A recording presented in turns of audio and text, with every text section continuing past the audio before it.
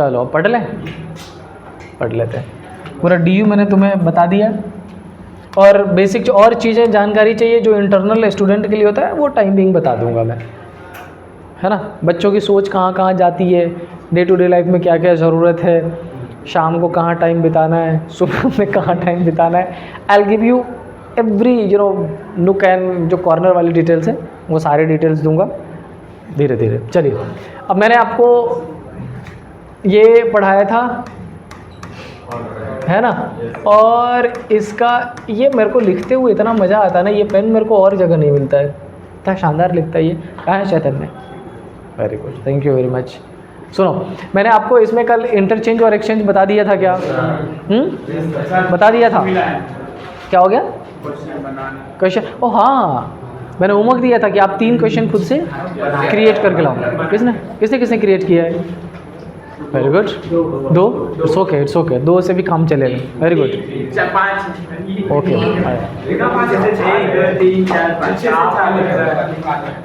Very good, चलो अच्छा सुनो, तो पहले एक इंटरचेंज और एक्सचेंज का क्वेश्चन सॉल्व कर दीजिए, उसके बाद मैं आपको एक टर्म एग्जैक्टली मिडल वो कराता हूँ, फिर टॉपिक हो जाएगा ख़त्म, ठीक है।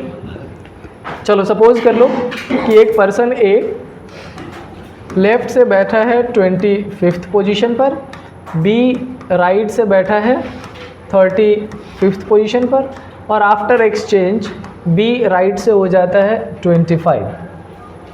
सो in this question you have to find, question number 1 find the total number of person, question number 2 find the middle, और question number 3 find the position of A from left after exchange. ये तीनों pattern मैं कल आपको बता चुका हूँ। चलिए फाइंड करिए जल्दी से।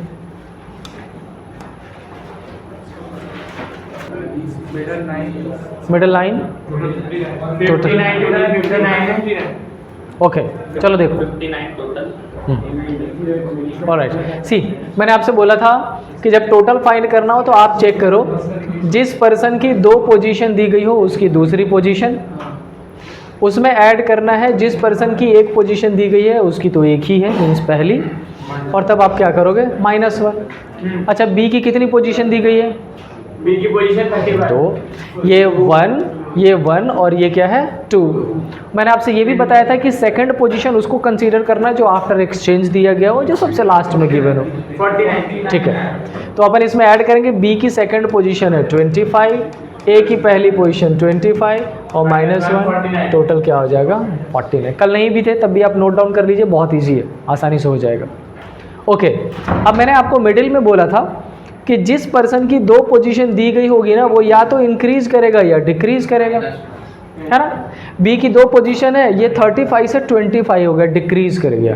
कितना डिक्रीज कर गया? 10, और 10 में से -1 करोगे क्या आ जाएगा 9। ये क्वेश्चन नंबर 2 का answer.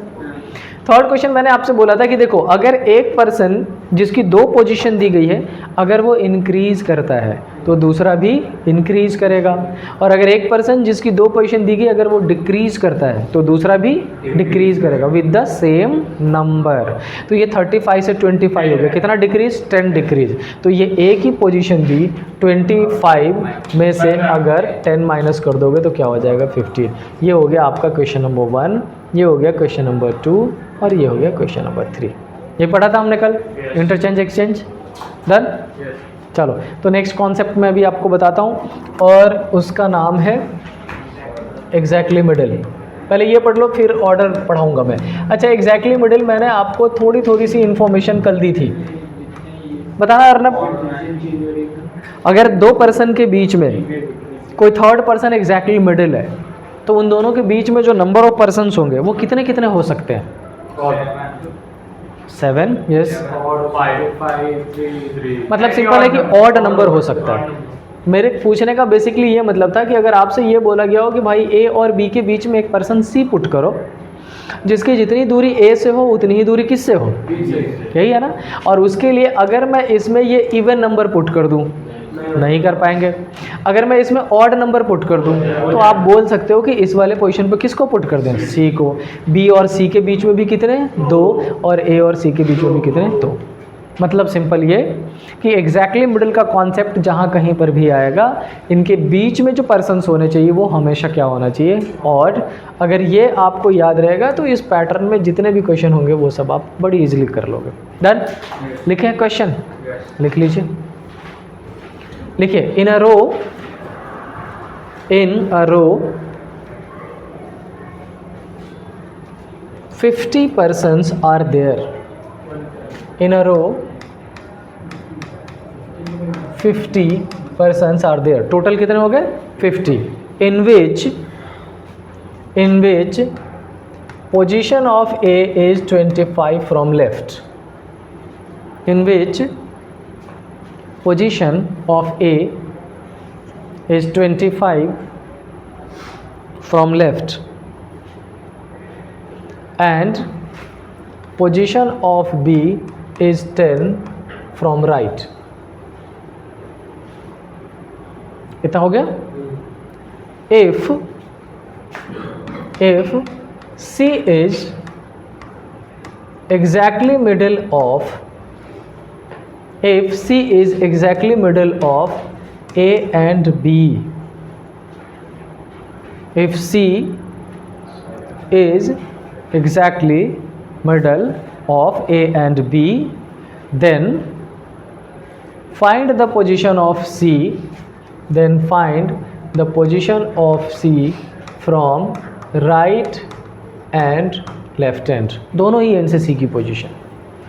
Give it a try. अगर आप में से कोई भी कर सकता हो, फर्स्ट 5 मिनट्स आपका, पहले आप कोशिश कर लो।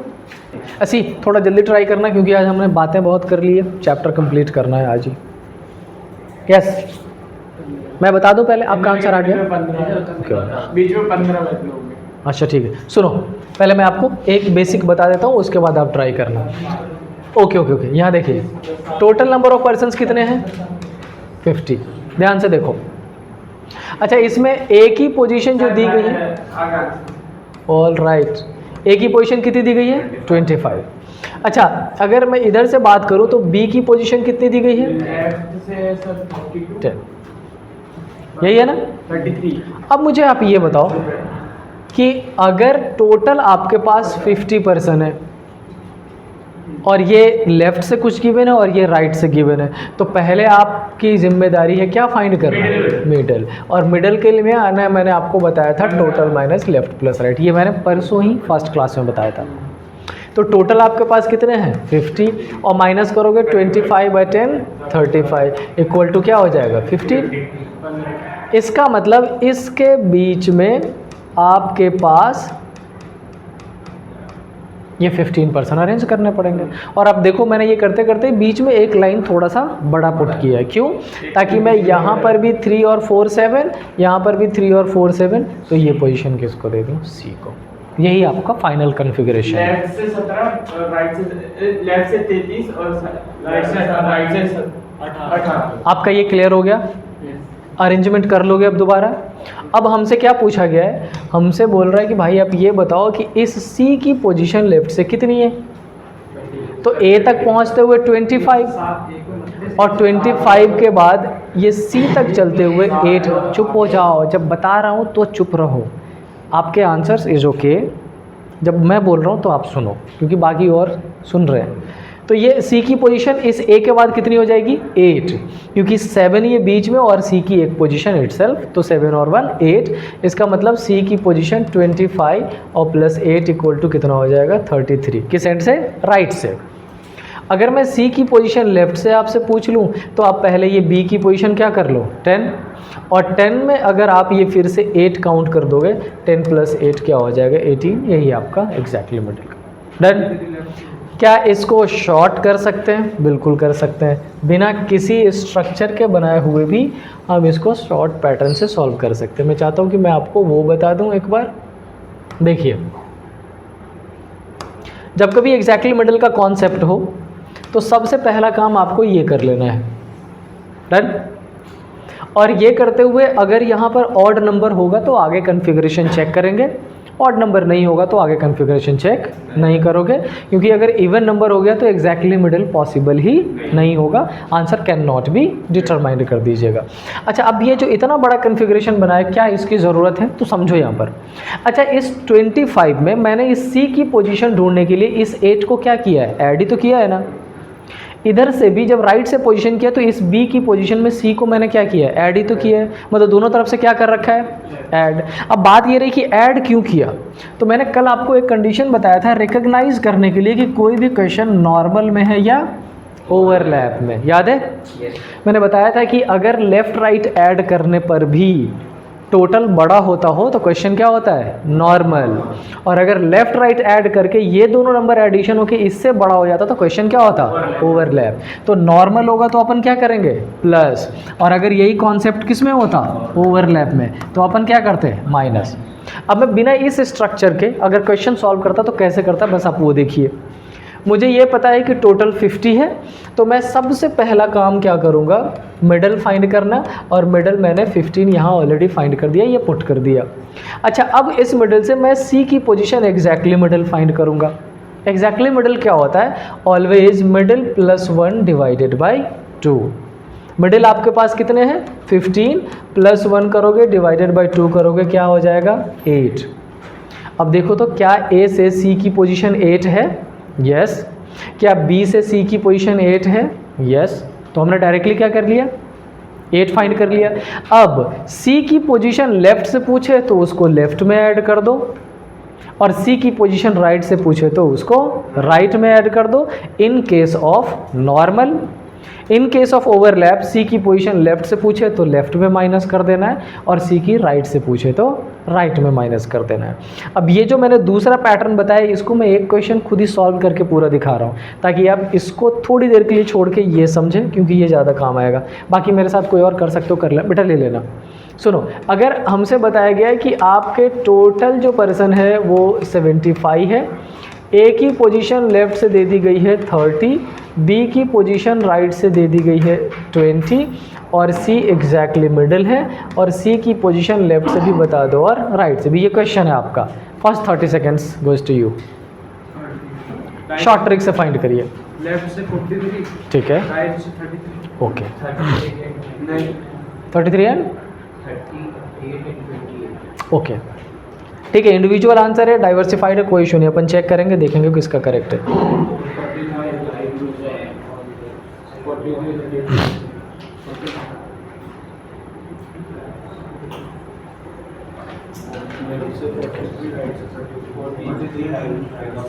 ठीक है, ऑलराइट, चलिए चेक करें।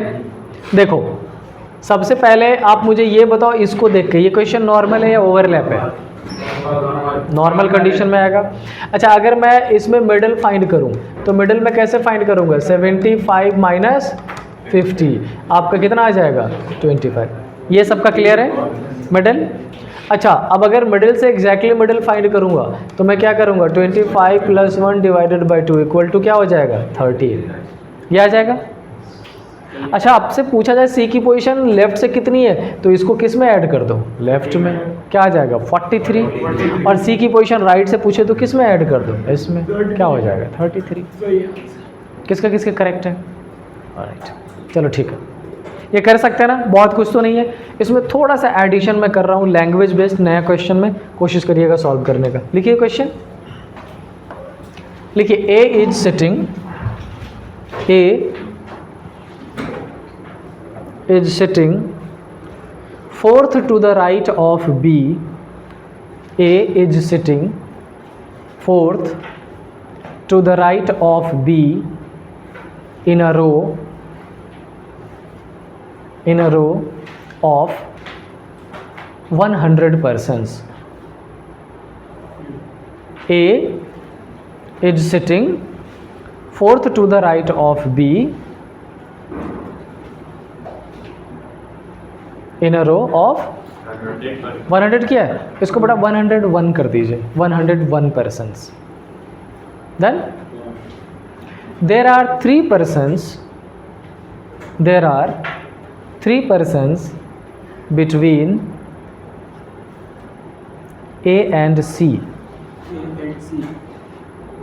There are three persons between A and C who is, there are three persons between A and C who is exactly middle of the row. C की position C who is exactly middle of the row. इतना complete? Question number 1. Find the position of A from left. Question number 2. Find the position of B from right. ये मैंने first question है through out the 3 days पहला ऐसा लिखवाया है जो थोड़ा सा अच्छे क्वेश्चन में से एक है. ट्राई करिए. फर्स्ट 30 सेकेंड्स आपका. ठीक है, ट्राई करते हैं, देखते हैं. देखो 1 मिनट सुनिए ध्यान से इधर. जिनका आ गया ठीक है, नहीं आया कोई इशू नहीं. फर्स्ट क्वेश्चन इस पैटर्न का एक बार समझो. अच्छा, मैंने फर्स्ट स्टेटमेंट क्या लिखवाया है?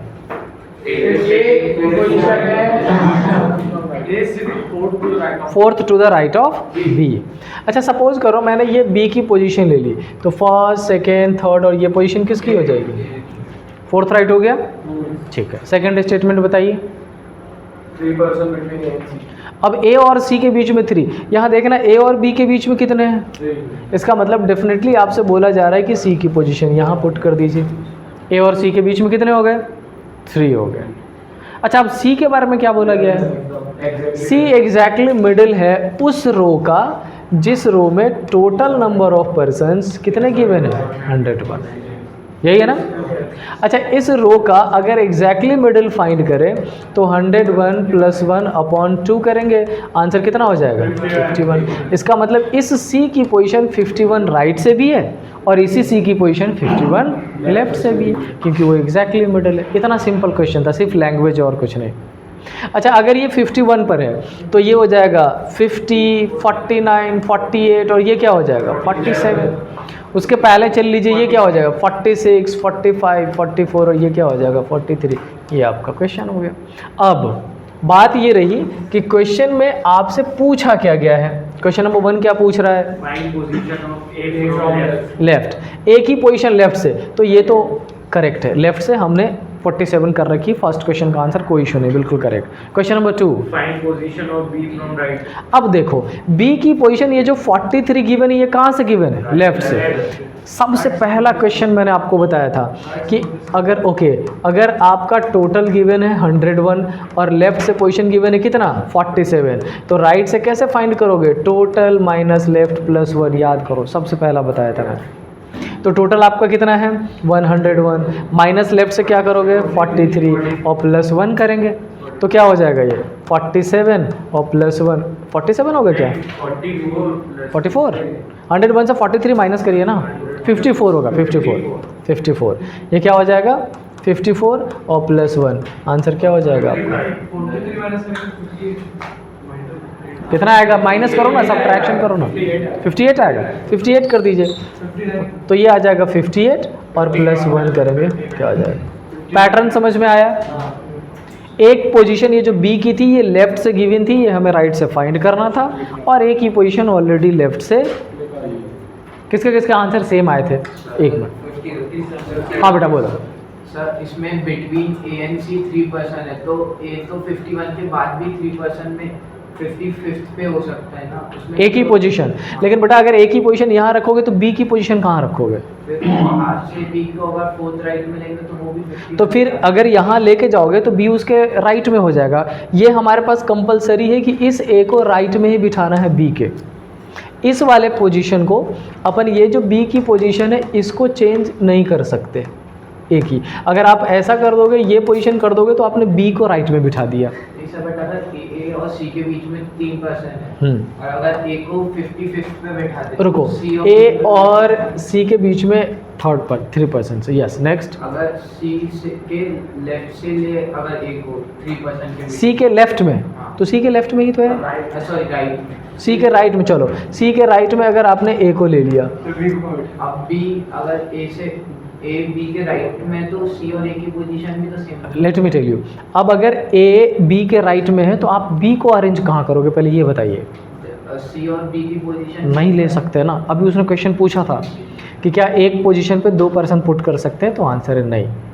इनफैक्ट जब ओवरलैप की भी कंडीशन होती है तब भी मैंने आपसे कल क्या बताया था कि एक पोजीशन पे एवरी टाइम एक ही पर्सन दूसरे पर्सन की पोजीशनिंग अपन नहीं करते हैं। तो particular place individual place, person भी इंडिविजुअल होगा, इसलिए अपन बी की और सी की दोनों की पोजीशन एक जगह पे कंसीडर नहीं कर सकते। क्लियर हुआ? चलिए लिखिए दूसरा क्वेश्चन एक, ये थोड़ा सा और डिफरेंट होने वाला है तो कोशिश करिएगा। एंड ऑफ दैट चैप्टर में चाह रहा हूँ कि मिसलेनियस पार्ट आपके क्लियर हो जाए। लिखिए,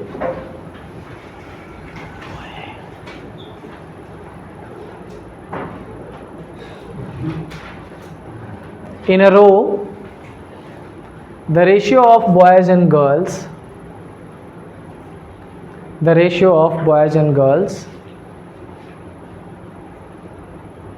is 3:2. The ratio of boys and girls is 3:2. Then total number of students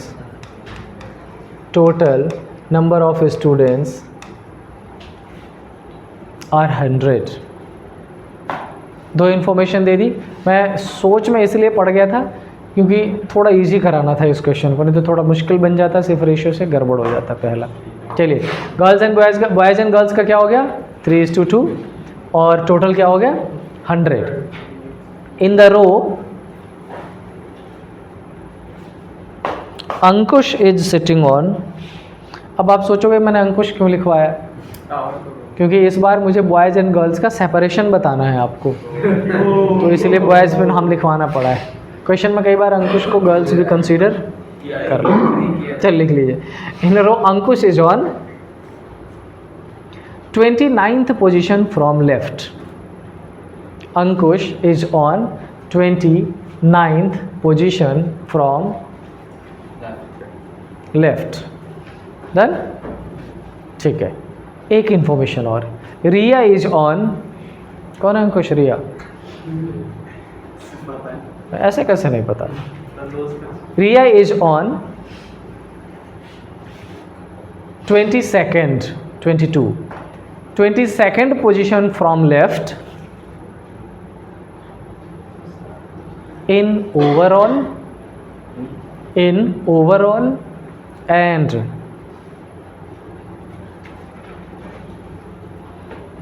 17th position from left and 17th position from left in the girls। मैंने 3 डेटा आपको दिए हैं। एक बताया अंकुश की पोजीशन 29th फ्रॉम लेफ्ट, कुछ नहीं बोला मतलब ओवरऑल है। फिर मैंने बताई 2 पोजीशन रिया की, एक बता दी मैंने 22nd फ्रॉम लेफ्ट से ओवरऑल में, और एक बता दी 17th फ्रॉम लेफ्ट गर्ल्स में। Now question number 1 is find the number of boys after Ankush. Find the number of boys after Ankush. Question number 2, find the number of boys and girls between Riya and Ankush। Find the number of boys and girls between Riya and Ankush। Give it a try। थोड़ा time लगेगा, 1-1.5-2 minute का, but कोशिश करिए।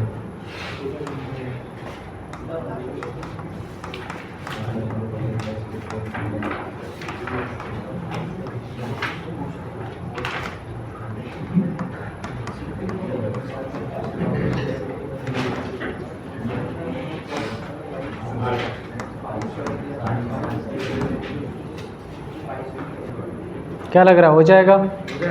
हो जाएगा, okay, keep trying. 1 minute और लो। Yes,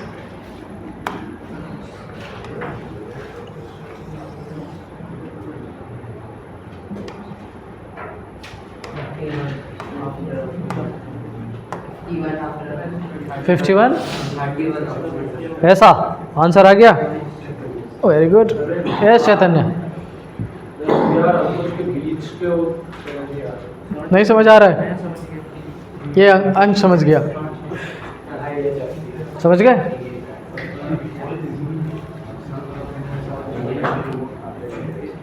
yes Virat Kohli नहीं,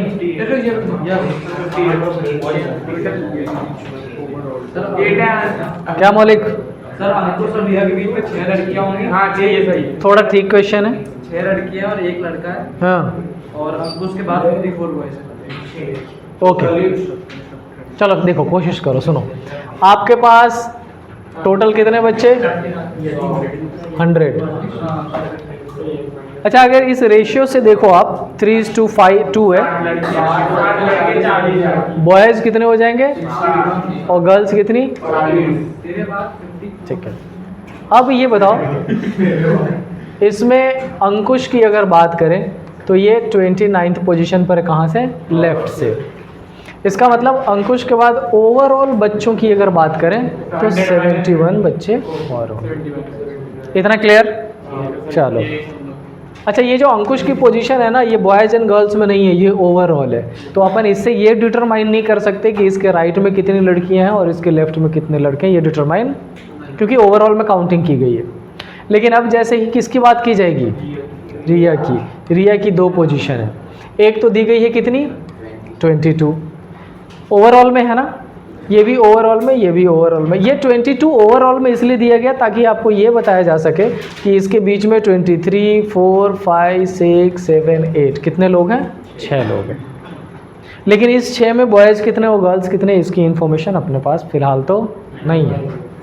अच्छा अब ये बताओ, इस रिया की पोजीशन लेफ्ट से गर्ल्स में कितनी दी गई है?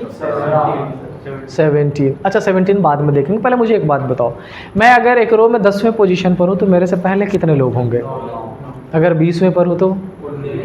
अगर 22वें पर हूँ तो? इसका मतलब इसके पहले और कितने बच्चे होंगे? अच्छा इस 21 में बॉयज़ एंड गर्ल्स दोनों हैं। अच्छा जब रिया की बात की गई 17th, तो ये किस में है? अच्छा रिया खुद 17th नंबर की गर्ल है, तो इसके पहले और कितनी लड़कियां होंगी? और अगर इस 21 में से 16 गर्ल्स हो गई तो बचे हुए 5 क्या हो जाएंगे? बस आप इतनी ही इन्फॉर्मेशन निकाल सकते, इसके बाद कोई इन्फॉर्मेशन नहीं निकाल सकते। इसके बाद इधर इन सब में, हाँ इतना आपको जरूर पता चल चुका है कि गर्ल्स टोटल कितनी है? 40 में से 16 और ये 17 गर्ल्स अगर निकल गई तो बची कितनी? 23। तो इस टोटल में से 23 क्या होने वाली है? गर्ल्स, और बचे हुए जो रिमेनिंग होंगे वो क्या होंगे? बॉयज़। लेकिन इसमें कितनी होंगी डिटरमाइन नहीं कर सकते, इसमें कितनी होंगी डिटरमाइन। तो एक क्वेश्चन जो मैंने आपको लिखवाया है उसका आंसर है कैन नॉट बी डिटरमाइन, और दूसरा क्वेश्चन जो लिखा है वो आप फाइंड कर सकते हो। दूसरा क्वेश्चन क्या लिखवाया मैंने? How many girls and boys? ये अपन नहीं फाइंड कर सकते, इसका आंसर है can not be determined. Number of boys after, आप ये भी फाइंड नहीं कर सकते कि अंकुश के बाद, क्या कि इस 71 में अगर अपन ये फाइंड कर पाए कि बॉयज कितने हैं तब तो बड़ी आसानी से ये भी फाइंड कर लोगे आप। इस 71 में कितने बॉयज और कितने गर्ल्स हैं? दोनों में से कुछ भी, कोई इशू नहीं। नो, ये टीजिंग नहीं, at least he tried, it's okay. गलतियाँ सही तो होता है, उसने कोशिश तो की ना। चलो मतलब ये समझ आया? कर सकते हैं क्या? एक क्वेश्चन और करो। मैं चाहता हूँ तुम लोग नो जितनी कहानी सुनवाई है मेरे से उस लेवल का क्वेश्चन भी सॉल्व करके जाओ ऐसे। लिखिए, there were 35 students, there were 35 students in front of an ATM. There were 35 students in front of an ATM in which position of A is 15, in which age position of A is 15 from front. मैंने कल बताया था ना, front और back लिख सकता है, up and down लिख सकता है, टॉप एंड बॉटम लिख सकता है, राइट। तो आपने लिखा 35 टोटल स्टूडेंट है जिसमें एक ही पोजीशन 15 कहाँ से? फ्रंट से, आगे से। After some times 30 new persons entered into the line. 30 new persons entered into the line and 20 persons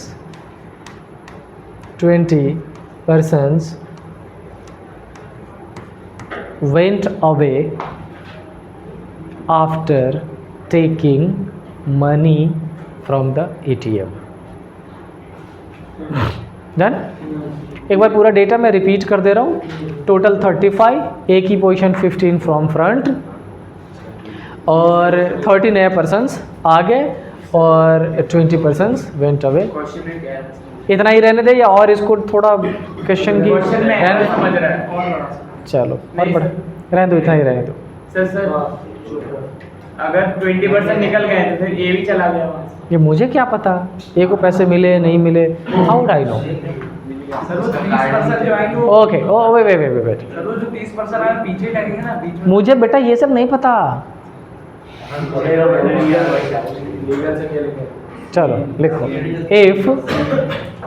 if at certain point of time number of persons between A and B, if at certain point of time number of persons between A and B were 20, then एक ही question लिख लीजिए. then find the position of B from front after all the changes. 15. ठीक है. और ये sharp answer किसके आए? Good. 15 अच्छा, किसके किसके आंसर 15 है ये बताओ. तो जिनके भी आंसर 15 है आई होप उनका आंसर करेक्ट है. जिनका नहीं आया उनके लिए चेक कर लेते हैं. सुनो, ये रहा ATM और यहाँ पर पहले से कितने पर्सन थे? 35, जिसमें A की पोजीशन कितनी थी? 15 थी, है ना. अच्छा, अगर ये 15 थी इसका मतलब इस 15 के बाद और कितने पर्सन रहे होंगे? यही है ना.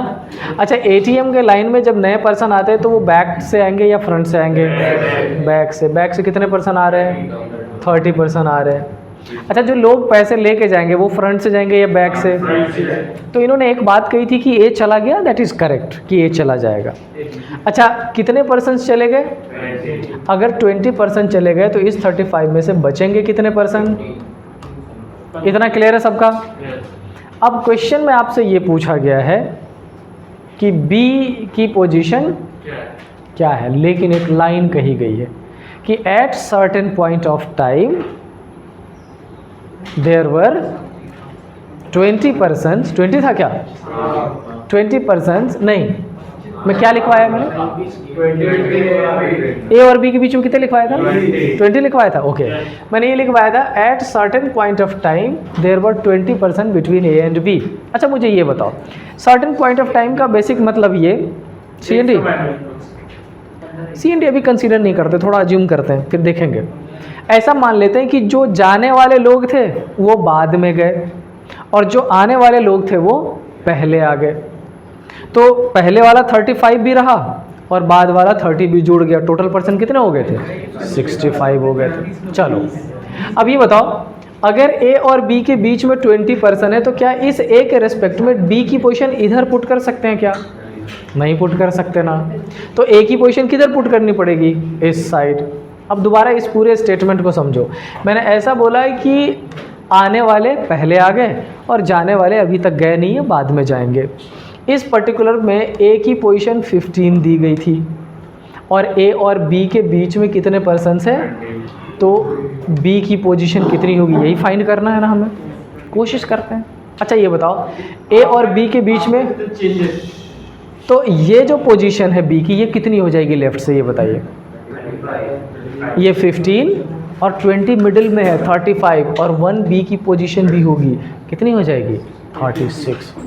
समझो, अगर A ये रहा सेकंड पोजीशन पर, A और B के बीच में कितने लोग? 2 लोग. और मैं अगर आपसे पूछूं कि B की पोजीशन बताइए लेफ्ट से, तो 2 के बाद 3, 4 और 1 ये भी तो काउंट करोगे ना, कितने हो जाएंगे? 5.